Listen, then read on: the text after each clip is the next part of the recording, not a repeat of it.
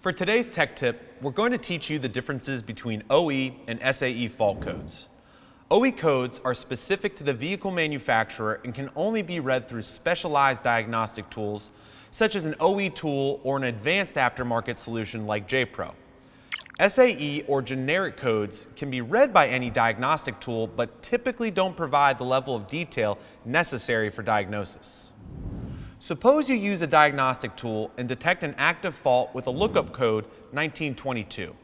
If a generic scan tool is unable to request proprietary faults or OEM level descriptions from the vehicle, you will end up with a vague description as shown.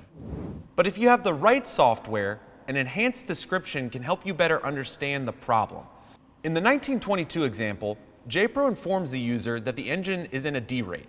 If we viewed the SAE code with a generic scan tool, it would take a lot more manual work to view.